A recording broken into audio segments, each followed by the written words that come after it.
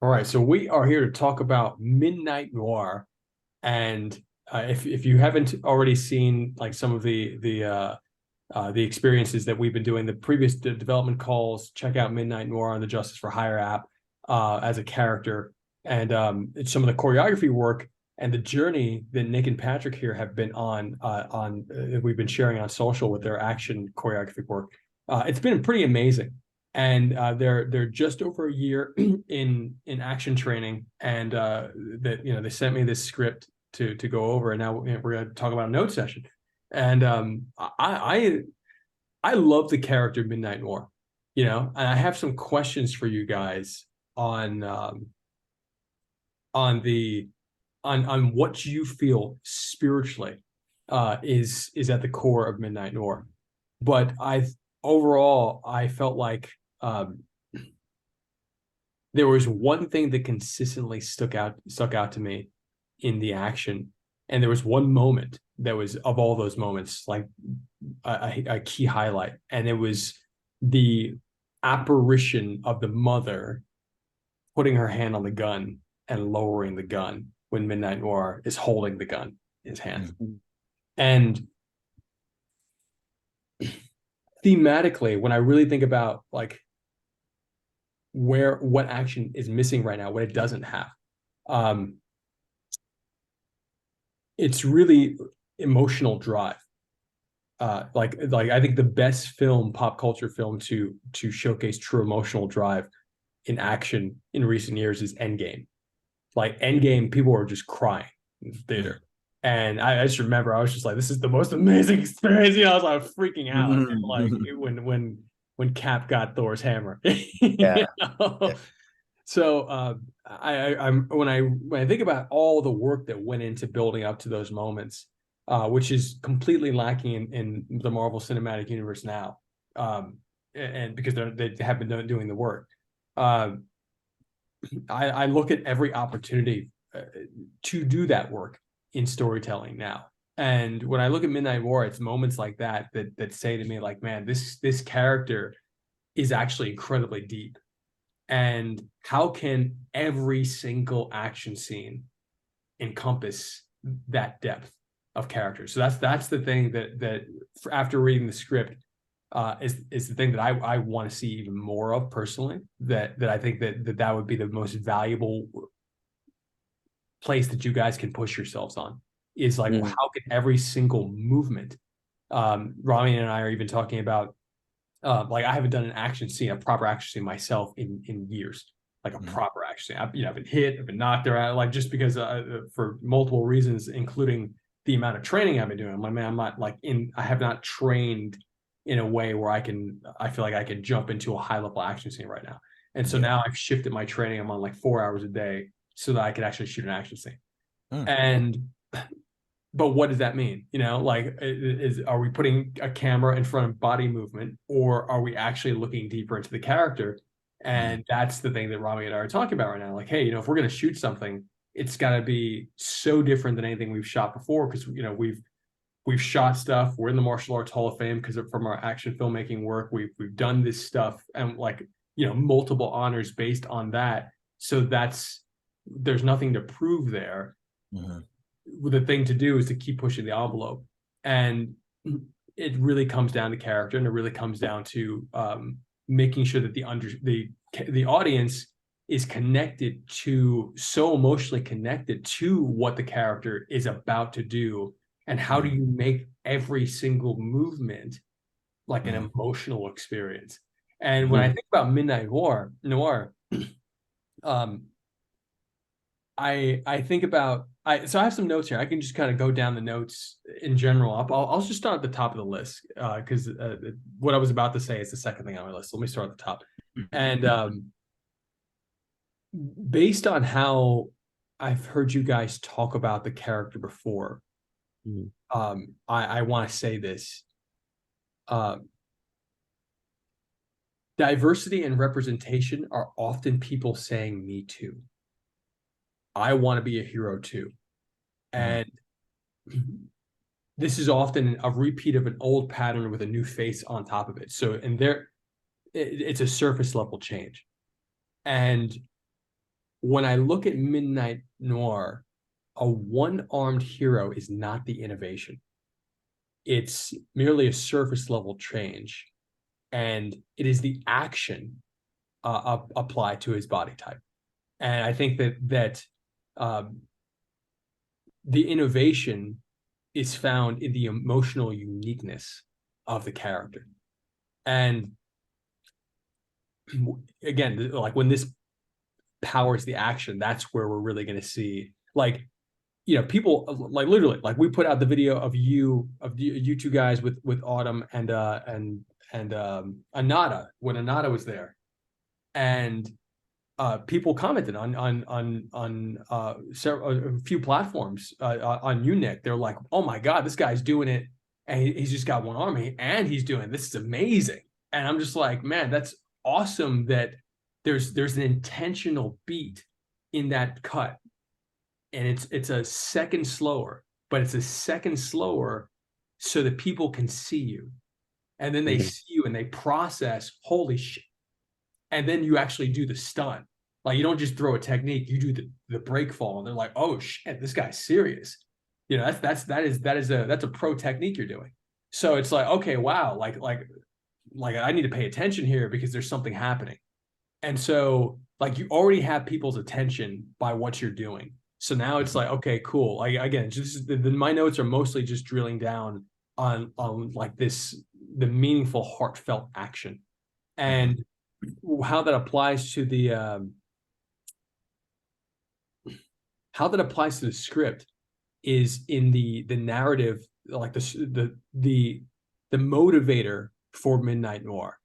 And I think that the Punisher style motivator of, the Frank Castle's family killed kind of thing, and I understand that the brother did it, and that's, I think there's dynamism there, but I think that's not necessary to drive the character. As a matter of fact, I think it's a distraction from his uniqueness, because just knowing you, Nick, and feeling you, and you have some palpable energy inside of you, and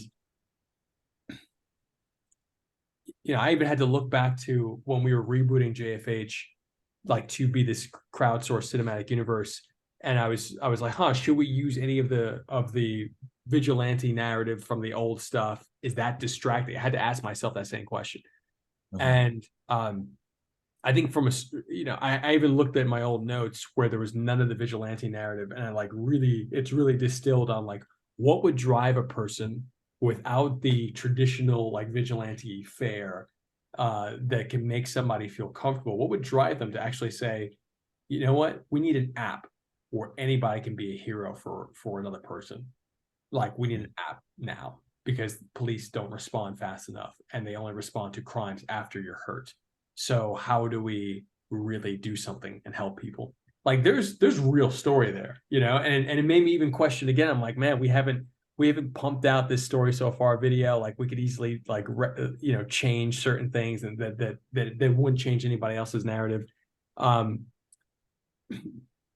And so I think for you, I think my question to you guys is how would the story look if you were to take out the death of the family, and have the motivation be some sort of internal, when you lose something, especially something meaningful to you, when you go through trauma, things happen. There's absolute change. I just read this amazing quote on the difference between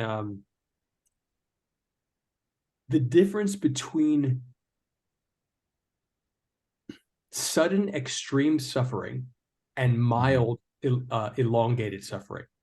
So suffering over a longer term takes, from this, like, Hindu perspective, takes longer for you. It can take eons for you to pay off your karmic debt.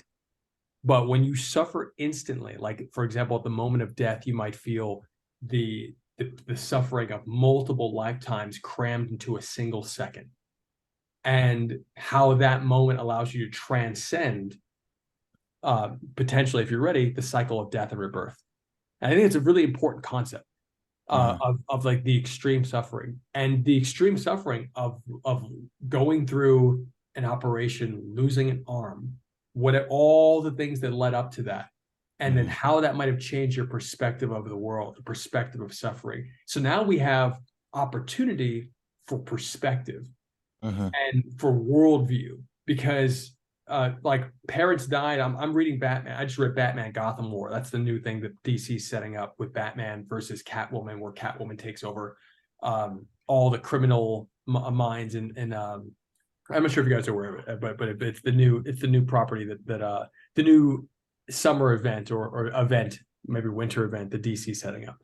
And I'm reading Batman. I was like, man, this guy is just so antiquated. Like Batman is so, it's written from a place that it's no longer as relevant as it was years ago, because people are smarter, but the character hasn't smartened up. So to a certain extent, the character is becoming a caricature of itself.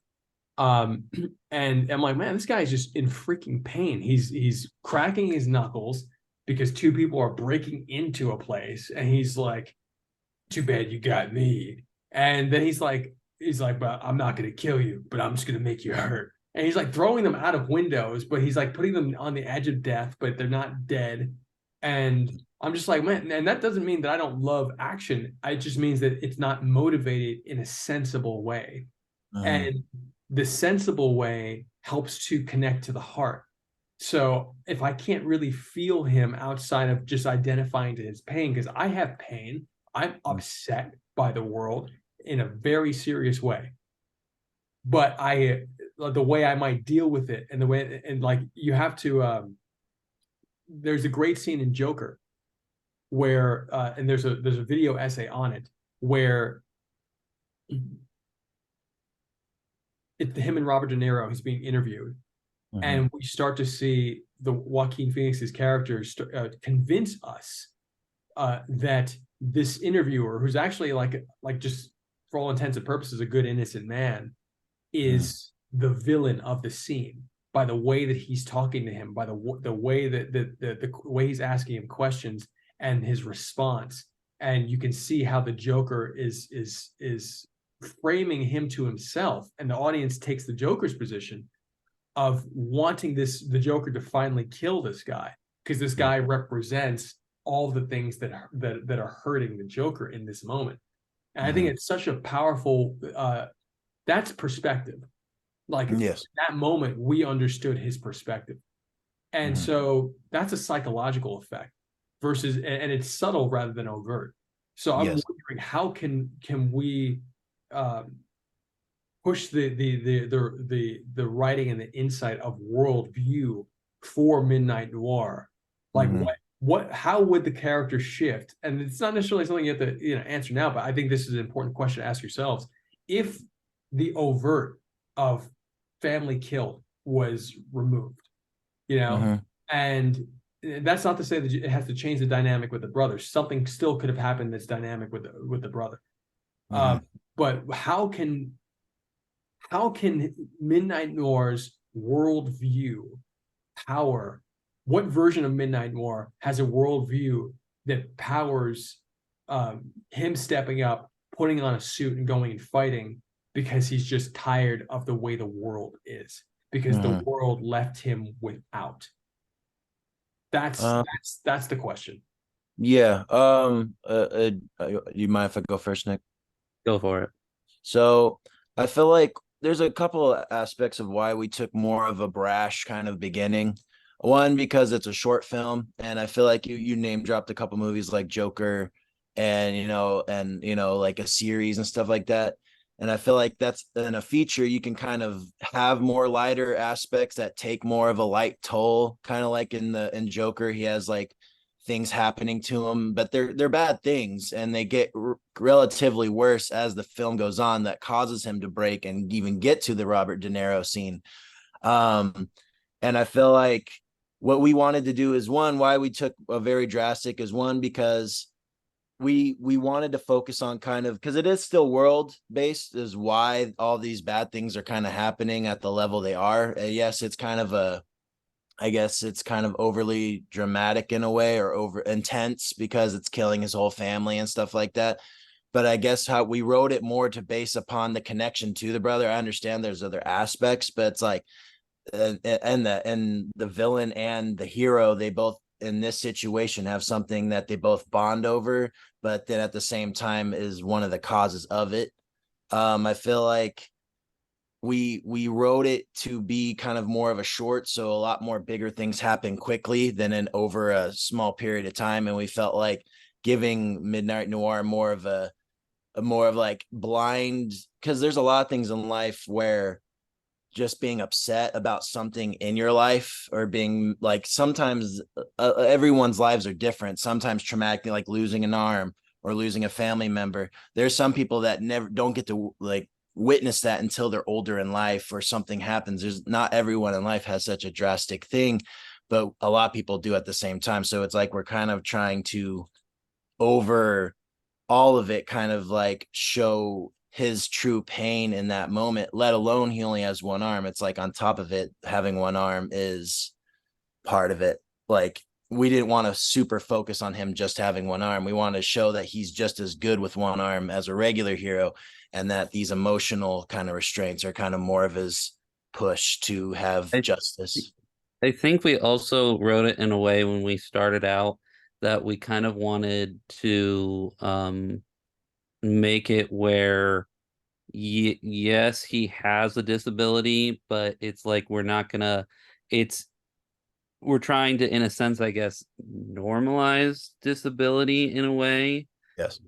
And then also I think we kind of wrote it as I know me and Patrick talked about it, but that it's, in a way, it's a cancer story over a disability story, where it's kind of about like in essence, boiled down in essence, it's about how kind of cancer, like the anger you can have over it and how that can kind of control you And what and cancer can do to a family too, due to a because it's the family. backstory of like cancer ruined a lot of the life of the parents, and then the bad guy, the brother in it, got affected by it too on the back And end. both of their anger towards that, in a sense, and it's more, I guess, metaphor in a sense for it than direct, Mhm. but Yes. yeah. So Yeah. I think that's super interesting what you said, and I also want to make a clear note that my intention is to support your vision over Yeah. No, everything. So all my notes are simply meant to offer you another perspective. Okay. mhm. And so I'm 100% in for Midnight Noir, however you guys want to tell it. Oh yeah, we're just explaining to you because our thought process Sure. between us is like very, we both, even when we write any script, we go over every aspect, every section of it, so that we know storytelling is very intriguing and very good, like well put together when we write scripts. So I think what me and Nick are kind of doing too is just kind of explaining to you our really intense thought process behind the script itself, Sure. and behind Midnight Noir, and kind of all of his story and stuff like that. You said brash. Yeah, I love the opening scene, actually. I think the opening scene is fantastic. Um, when I say overt, I Mhm. mean that I mean that it's waving over here like this guy lost his family. Yeah. Mhm. That to me is not the most interesting thing about the character. Mhm. And I understand that I appreciate the intention to normalize, um, to normalize the character's challenge. I think that's a noble intention. Yeah. Mhm. However, I would also say that um, that there can be an opportunity missed to not dive into the uniqueness of the challenge more, Mm. and the uniqueness of your thought process, because um, that's why I wrote that note first. The diversity and representation are often people saying me too. So when I meet somebody who is saying, hey, come to my blank, insert whatever group you want to talk about, and then they're like, come and check out my comic book or my writing, Mm. and their comic book or their writing is essentially a templatized expression Mm. of what we've seen done really well by people who originated it, then I'm like, okay, so you too. Okay, well, all that tells me is that you're a fan. You're not a contributor to move the culture Not forward. as original, kind of what you're Yeah. saying. It's a story that's been told. I get kind of what you're saying. So like, and I feel like the opening scene, while it is a Frank Castle style scene, is actually freaking fantastic. It's actually beautifully written. You guys did a phenomenal job writing that opening scene. I was like, oh, sure, no. So the end, beat wise, I'm feeling more in the template by the end, action wise. I feel like I know what's going to happen. Like just by beat, I know what beats the rhythm to expect. And I think as a general note on beat, on rhythm, by simply changing up the beat and the rhythm, and we can always dive deeper into that if you guys have more questions, but that note in and of itself might be enough for you to be like, oh, okay, the beat is something we've heard. All we need to do is make these changes in the rhythm, and now we have a different feeling for the end. So I don't think that we need to get too deep unless you guys want to get deep on the rhythm for the end. But I think that people are going to love hearing a unique perspective. People love hearing unique voices, and they love unique perspective. They love unique worldview, and the reason is because no one says it. When someone speaks up and says something that resonates with you, but it's unique, they're going to follow that. They're going to be like, okay, I want more of that. I like, this is a thought leader. And so I think it'd be really valuable to do another pass with just that in mind of like, what is Midnight Noir really thinking? Is he Batman style? Is he transitioning from a life where Bruce Wayne has become the mask, where Clark Kent is the disguise? Is Midnight Noir finding his true self by being Midnight Noir? Are there insights that have changed when the mask goes on, when the armor goes on? Especially for cosplay culture, I think there's something really interesting that people don't say enough of in superhero films, is that the costume itself makes you feel more like you than everything else. I talk to every cosplayer and they feel like that. Like, I feel like myself when I wear this. And I'm like, man, like, people should go to work in superhero outfits, because like, at the end of the day, it'll absolutely change how you're okay with that's a garage. Okay. So I just think that asking yourself that question of what is the shift in the inner narrative for Midnight Noir, that could be more explicit, and the difference between when the mask is on, when it's off. Like, I think that would be really interesting. I think when you guys think about feature versus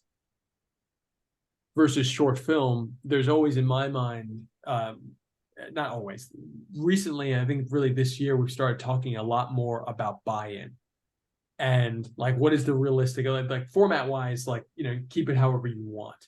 But I always think about what is the buy-in of a person attention wise. Is this structured to grab attention right from the first, second and a half, etc. Therefore, it's more so formatted into like this one long piece can be cut up into smaller episodes. And if so, if we were doing something like that, a strategy like that,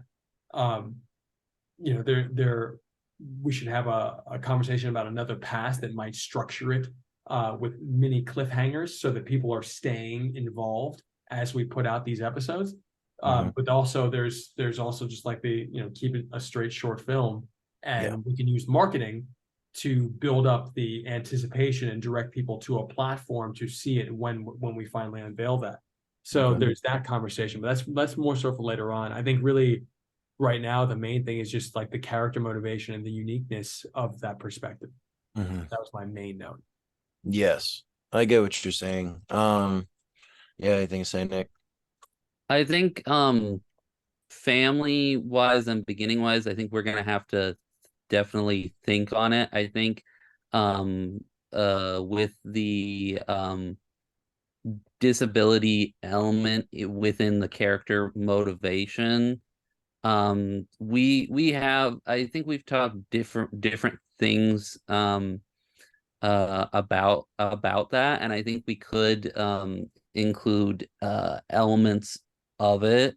I know in this we were trying to go where it wasn't like, we were kind of still going for the short narrative where we didn't go too far in expanding, but we had always I don't know, we talked about expanding possibly with showing some of the actual training in Mhm. there, and I don't know that that couldn't be an element that could be added to explore difficulties with how he got to the point that then he's naturally Yeah. able to do these things Yeah. without like struggle, like for the audience to kind of be able to realize that, oh, this was a struggle at first To to kind get to of that point. do Yeah. this with one arm, and then look at the change from there to there. And then in addition to show his arc of, it can correspond with some of the action that's going on, especially as he gets to the point that emotionally he's having to reframe how he's looking at things to maybe struggles that would have gone on in training and stuff like that, to then kind of overcome the obstacles that are currently there, Mhm. type of thing. I don't know. Yeah. No, yeah, I agree. I feel like showing, because it would show more of, like what Nick was saying, his struggle of all of it, and we could easily write like the training and stuff like that, but we were trying to go more short story based so that we could cover more, because even the one we sent you was still 30 pages. We weren't sure, we didn't want to send you like 60 or anything like that. Like we we wrote it official like that, but we can always add to, like what he was just saying, like add scenes before of him training and struggling with that, struggling emotionally with that, struggling physically with that, kind of training his body to be used to that, kind of filling gaps, because there is a big jump in between the flashbacks and what's currently happening in the script. And we kind of did that just so, but we always have, me and Nick have talked about like filler things or in between those times that we could Yeah, kind of build. what happens outside of what we wrote. Yes, build, we could always build onto and adjust, because that's why we did that. We kind of wrote ourselves to where we could add things, because there is such a big gap. And so we kind of just went from flashback to a lot of movies do that, but it's like they just focus on flashback and what current times are. But we feel like we can easily build more of a story base around the character with showing the build up to that moment. Like kind of like what you're saying. I love the idea of training. I think a training sequence would be massive to connect the audience to the inner narrative, to the Okay. struggle. Seeing you not be able to do something and then be able to do something is actually huge, and it's huge in any movie. I think that the uniqueness of you doing it with one arm is going to Mhm. put people over the edge. They're gonna be like, "Holy man, you know, if we can get you doing one arm pull ups, man, it'd be over." Well, actually, one thing that we had talked about was um that I'm just even seeing in my head right now, of the him actually getting out of the pit. We always, during our writing process, that was a major struggle of ours, of like, just how would we do this type of thing. I can definitely see there being some sort of intercutting between training and him not being able to do that, and then showing like, of just, even if it's like some powering up a wall, something like that, some sort of crazy shit like that. But Well, another thing too, I was thinking of also was that because we could build more of why he wants to be a vigilante, because outside of his family getting killed, we don't really show too much. We could also, why he trains is something happens to him when he's by himself, like at a store or like out, and he sees someone getting robbed, which would be more of a reason because he feels like police can't be there on time. So then that's why, or people aren't helping, people aren't doing anything. So then he starts training because not let alone his family got killed, but now he's seeing around him how awful the area is unsecure and like unsecured and stuff like that. So we could do that, show that kind of story, whatever we write, kind of make it more intense than what I just explained. And then training montage or training and working on himself and stuff like there's that too, where we could show like a previous reason why he more pushed vigilante instead of something else, I guess. So that reminds me of that. Yeah, I'd be surprised if you guys haven't already seen this. The talks that Trey Parker and Matt Stone have given on storytelling. And have you seen their it's been circulating the internet more in the last 3 weeks again, but it's like years old. And they talk about rather than if your story says and then this and that happens versus like this happens, but because of this, that happens. Therefore, like, so I feel like if he's in a store and someone robs and then like cops can't show up and then he's got that's a clear motivator. That's the why. But right now the why is set up for the family getting killed. The family getting killed is such that's what I mean by overt. Like brash is the way it's written. Overt is how big it is, how much space it takes in the story. And or if we're talking about techniques, an overt attack is a bolo, a big punch versus like, that's a sharp short punch. So people aren't going to see this as much as they're going to see this. And that's not necessarily a good thing that they could see this. So that's what I mean by the motivator. Your why is connected to the family getting killed right now. So it makes sense that he's a vigilante, but it only really makes sense because we've seen the pattern before. So we haven't really seen the bridge of where it brings this person to put on that outfit, to think in this particular way. And we as an audience haven't bought into your worldview yet because you haven't shared your worldview yet. All that's been shared is like the pain that we know can make people turn into vigilantes. So I think that by diving deeper, if you do want to keep the family, like I think the training is actually a wonderful opportunity, because when you train, especially by yourself, it'd be interesting to find out who he might train with, because who he might train with may influence the worldview, and or either via having a teacher or having somebody who potentially knows less but just wants to train with him, and then he has to study on his own, and then that like study and learning to me is actually a massive part of like kung fu cinema. And I think that your current script is not kung fu, but if you were to bring the training into it, then it becomes more of a kung fu narrative, and it becomes that much easier to even if you were referencing that style of storytelling, the templates in that style of storytelling could actually massively benefit this style of storytelling. So having a master is kind of what you're saying, having someone that maybe kind of pushed him to kind of like a Karate Kid or you guys seen Ghost Dog? No. Check out Jim Jarmusch's Ghost Dog. And the reason I'm saying this is because you have there's training in there, but it's all alone. And Ghost Dog is essentially like the story of a Ronin samurai in Brooklyn, New York, like in the modern times, as a retainer for the mob. And it's really interesting seeing the narration and the self-study, where he's reading a book and he's like telling the audience what he's reading, and like it has some of the most profound quotes in any film in that movie. But I think it's really helpful for a lone warrior, showing how a lone warrior, if Midnight Noir was to take it on his own and train himself, like that would be a really interesting path. And what would he study? And maybe it's multiple books. Maybe Midnight War is picking up old kung fu, old karate, boxing books, and mixing everything on his own. Maybe he's so upset that he doesn't want to train with anybody.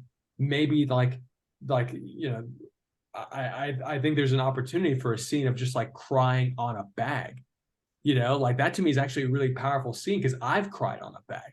Like there's so much that comes out in me. I was telling Autumn, a week ago that I used to go to our sponsored school in New York, and I was sometimes I'd train one day just by myself hitting the bag, and I'd freak out, screaming at the top of my lung in that gym because there's so much inside of me that needs to get out, and I'm like, and I have all the space in the world to do it, and there's no one around. And I actually recorded myself for JFH doing that sometimes because I'm just like, man, like this is the kind of stuff that needs to go into the story because this is the kind of stuff that no one sees. And I would love to see, especially from a performance standpoint from you, Nick, like that's really interesting stuff to see someone go deep alone in training. That's monk lifestyle. And if you bring that perspective to the streets, then you're a force to be reckoned with. And then it makes total sense that this guy is freaking out on a bag by himself. And maybe you're ripping apart some of the bags. Like, like there are bags that have a hollow metal, they're the kind of bags you fill with water and you stick on top of them. And if you punch those enough, you can break the metal. We've broken them before because just of repeat punching in one area. And through the foams, we've broken the metal. And so it would be really interesting to even see like you snap those things in half with one arm. That's crazy. There's all these opportunities for showing your dedication through objects that get worn down over time as you build yourself up. And narration and learning. And then the audience is learning with you. Now the audience is looking at you as the teacher. And so if you're the teacher, then the audiences are the students. And now we're following you on your journey to show us the world through your lens. And I think that's a really powerful place for you to be as not only a storyteller, but as a character and as an actor. Yeah. I have a question in regard to the Open. Do you think that right now, as it stands, we currently have that it's almost just everything? I guess I'd say he's not exactly an active participant in what currently happens to his family. If having a actual distinct failure there would more or less set up his reasoning that of actually being unable to, for whether it's like a physical reason, he is more or less actually unable to save his family, versus what we have currently is just kind of it just happens. It's a great question. Well, we also wrote it like that because it's like he felt useless anyway. Like it's the same kind of meaning. It's just he visualizes it more, I guess. But it's like why we did that too was like he just felt like in a mind space of someone that had something bad happen and not even know why. And I feel like the anxiety just from him not knowing why his family was killed, that too can be. And I understand what you're saying though. Like he felt helpless, which is a very common thing for people with disabilities and stuff. Like they just feel like they can't do stuff sometimes, or they feel like people judge them for that. And I feel like that's a good one too. I think why we originally wrote it like that was that it was more like he just felt so helpless in that moment because he literally wasn't even there to protect them, even if he wanted to, kind of thing, I guess. So it was more of like anxiety and pressure and stuff like that. I think it's a really great question. And I loved the writing of the first scene, but I think your question gives an opportunity to level up the scene because it's an opportunity to show bravery. And bravery has to be a key characteristic of this character. And so if after an operation laying in bed, this character gets up and uses all the strength to get up and still can't do it, but we see that the bravery is pushing this person into harm's way and they're still a failure, that to me is even more of a clear motivation of why this person's even like this, he stood up. And so I think that's actually a really huge opportunity. I think it's a really huge opportunity. And that brings me back to even the concept of you saying this is a cancer story. I think that you need to show, one of my notes that I wrote down during this call is show more of that reality. And showing more of that reality turns it into a serious drama. and having a serious drama where people are also learning. I think learning has to be a part of, learning is a huge part of the shift in social media. Social media is story and learning right now. That's like where everything's going.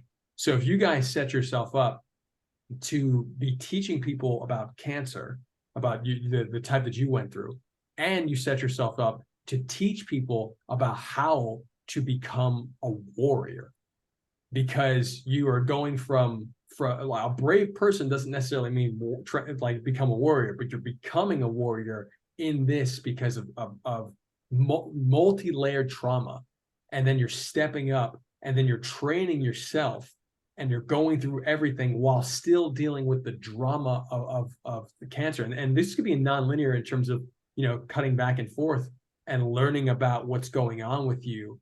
Like that to me is really, really, really powerful.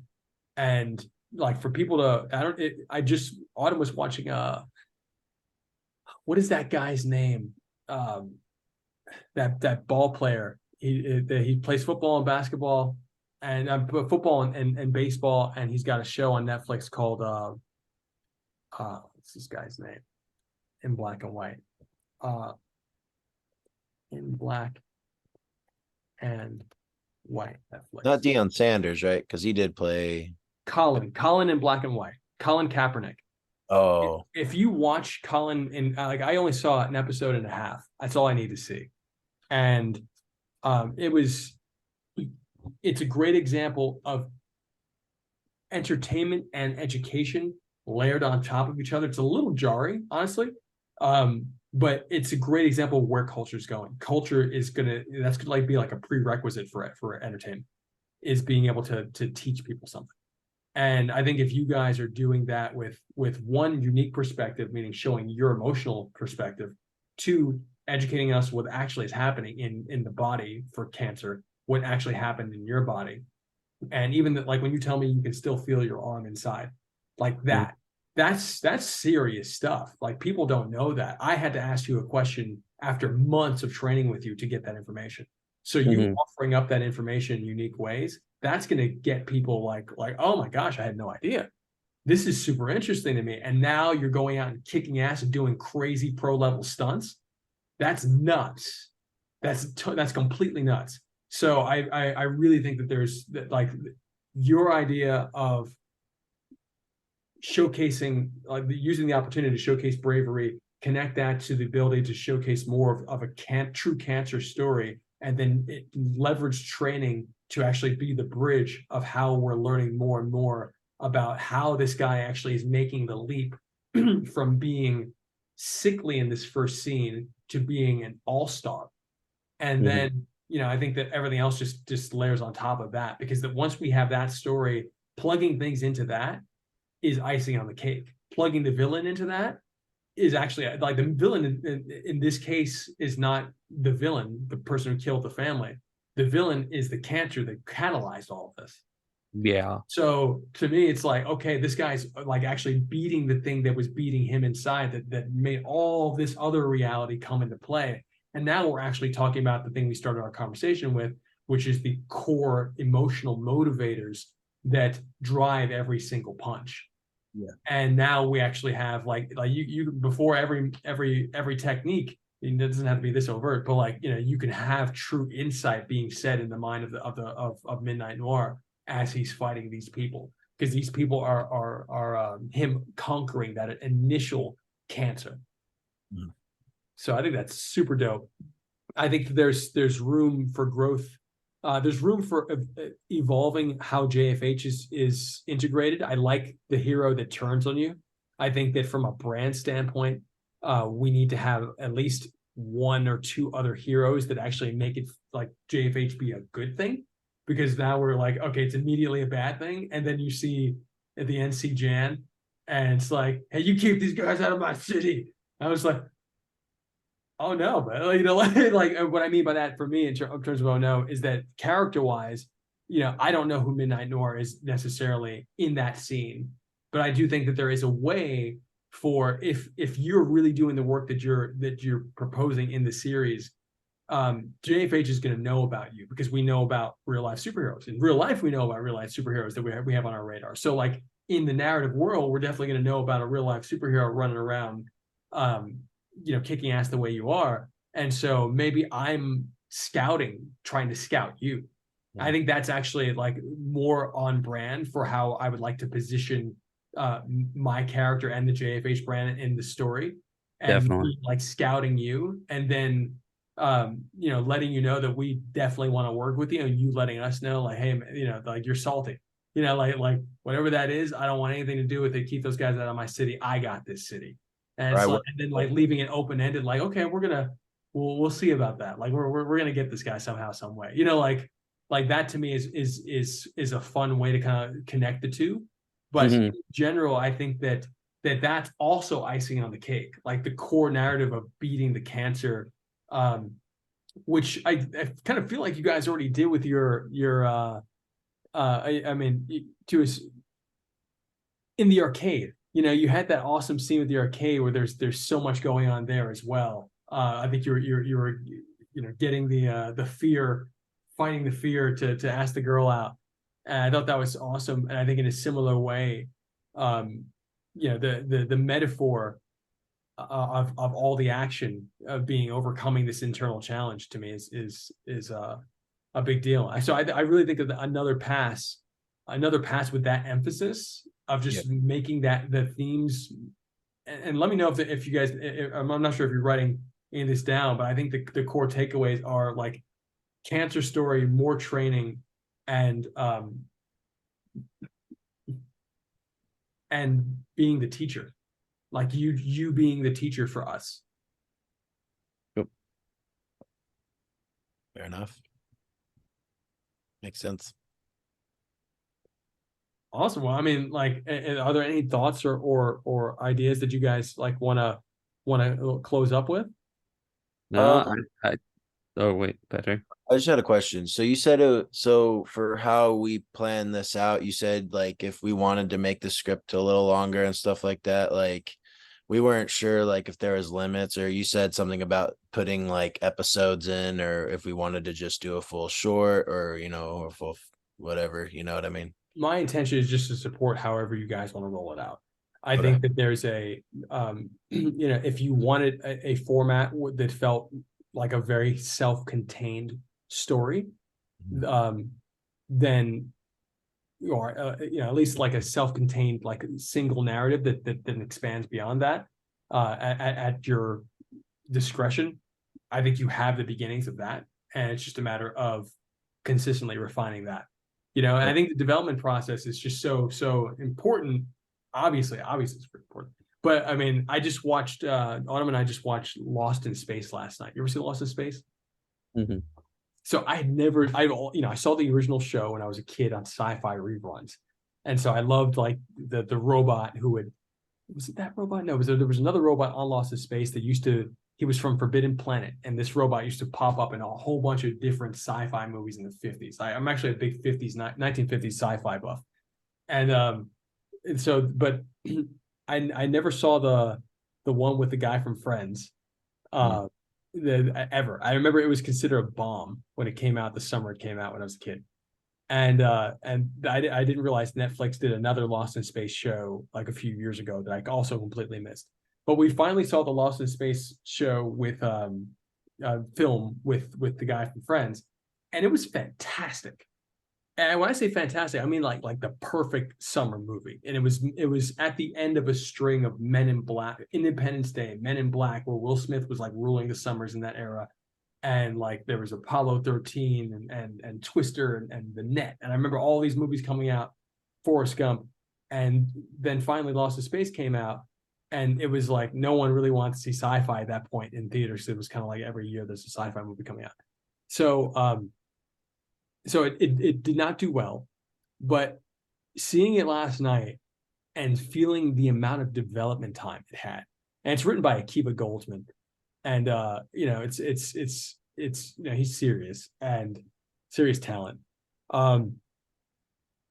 It was so well thought out, like the set, like the holograms layered on top of the medical and sick bay, like all like the suits that they wore, everything was so intentional. And I feel like the development process that's a great example of where movies have shifted. Part of how movies have shifted in Hollywood is that they're a lot of times movies don't have development funds. Like people aren't putting development funds into films nearly as much as they used to. Yeah. And that's been the case for the last like decade and a half. So like development funds dried up and people aren't putting the same level of thought because they're referencing cinema anyway. So it's like cinema referencing cinema, therefore it's no longer like referencing life. So it's referencing something that's already artificial. But like just looking at this movie, seeing the era it came out of, and even for a movie that's considered bad to have excellent development is great. And so I think that how we can apply those learnings here is really just comes back down to you guys, what we've identified, which is like, okay, what are these key motivators? Because now more than ever, heart is the most important thing. You know, I think it's always been the case, but now like with all the noise and everybody having access to cameras and the lights, just like if you really want to stand out, it's really got to be about the heart. And I think that no one's in a better position to tell a unique story about that than you guys with this. I agree. You ever seen Never Back Down? It's a good movie. I I feel like you have to see it. You know. saw it in theaters the same weekend as I think it came out at the same time as Iron Man. Oh, really? I think it might have been the same weekend as Iron Man 2008. That was a good story kind of plot too, where it kind of explained him building up, and he was just an angry kid at the beginning, and then he started focusing and learning techniques and training properly and training himself. It's kind of what not as intense as ours. It's not a story based. It's just more of like a impoverished kid living and getting bullied and never staying in the same spot. But I think that kind of story build where it's like you start off something bad happens and you kind of like what we were talking about. So I that's what I think about. That's the movie I thought about when we were talking about like progression of a story, heart, and like all that kind of stuff. So, but I think yeah, I agree with it. So I am delighted. I've never heard anyone talk about Never Back Down like that. I'm delighted that's coming from you. That's it's awesome. It's a weird movie, but I like it. Also, it has the guy from American Horror Story in it. Evan Gigante? No, Evan. No, he's in a lot of Okay. other stuff. No, Evan Peterson. He was. I think that's his name, right? Evan. It's Evan Peterson. I know it was Cam Gigante and Jaime Hansu in it, Yeah. and the Cam Gigante did actually an amazing job in a movie with like Cher and Christina Aguilera, some musical that came out, and he was fantastic in it. And He's in a lot of stuff, man. It's weird. He was in a weird small movie like that, and now he's doing a bunch of big movies. So, well, that was the first MMA movie. oh really? Yeah, that was like the first one, and there was and I may have been mistaken. It may not have come out the same weekend as Iron Man. I thought it might have because I remember I was really proud that weekend because there were two films where I had friends like working on those films, and one was Never Back Down, and the other one I think was it was either Red Belt, which John Machado, who's in JFH, one of our advisors, is the choreographer of that film and the lead bad guy.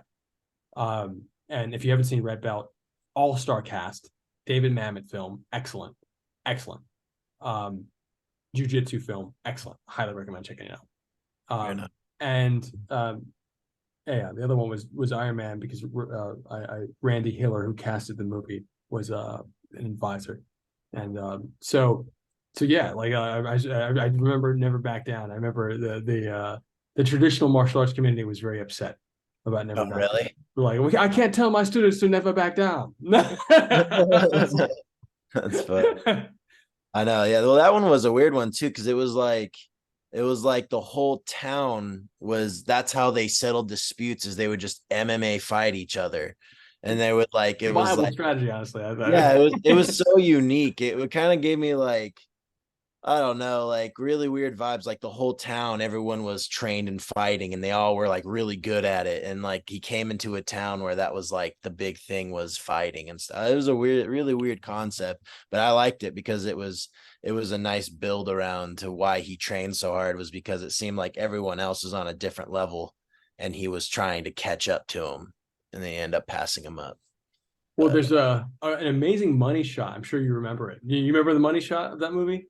when he kicks him in the face, is it that one? The guillotine. He's got him in the chokehold. Oh yeah. They have the camera underneath, and they spin the camera out and up above the fight and pull out. They do a crane. Yeah. And I just remember that shot, and I was just like, that's impressive. That was an impressive. That was like the innovative action shot of the entire movie. That one shot. Yeah. They had So some cool shots in that one. Yeah, for I sure. got to bring to pull that last scene again. Amber Heard's in that too. That's what I think. Amber Heard is in that one. It's like one of the first few movies she did. So she's the love interest. But yeah, that was interesting. Well, guys, I think this has been super productive. And I will say, I'll share one more thing. I'm learning a lot from Todd McFarlane, a whole lot. This is the new Gunslinger Spawn that came out last week. If you're not reading everything he's doing with Spawn right now, they're about to turn it up again. He's got 4 titles coming out per month. So there's Spawn, King Spawn, Gunslinger Spawn, and Scorch. That's the team book.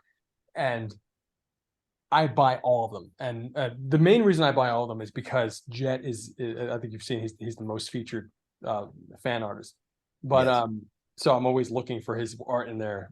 I got to go back on Wednesday to the comic shop to see if it's in there, but I'm also learning from him as a writer, and the way Todd is working with other writers and how he utilizes narration to cover scenes that he didn't draw.